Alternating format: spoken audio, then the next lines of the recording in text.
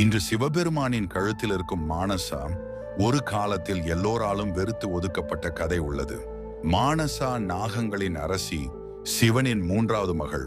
ஆனால் தாய் பார்வதி அல்ல. தினமும் சிவபெருமான் ரகசியமாக எங்கே செல்கிறார் என்ற சந்தேகம் பார்வதிக்கு நீண்ட நாள் இருந்தது. ஒரு நாள் பார்வதி தேவி சிவபெருமானை பின்தொடர்ந்து சென்றார்.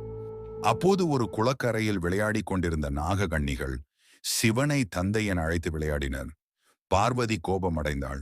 நாககன்னிகளை காயப்படுத்த பார்வதி தேவி கால்களை உயர்த்தினார். சிவன் உரிய நேரத்தில் தலையிட்டு நடந்த அனைத்தையும் பார்வதியிடம் கூறினார்.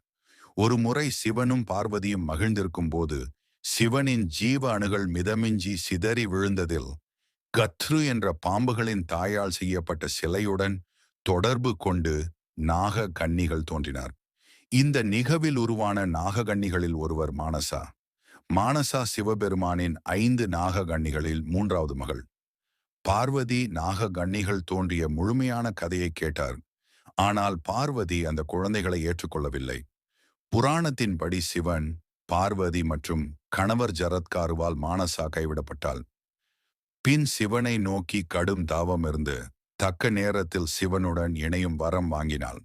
அதன்படி பாற்கடலை கடையும் போது வெளிப்பட்ட விஷத்தை சிவன் பருக உடனே பார்வதி மானசாவிடம் சென்று உதவ வேண்டியதால் மானசா சிவனின் கழுத்தை சுற்றி விஷம் இறங்காமல் தடுத்து தந்தையின் கழுத்தில் நிரந்தரமானாள்.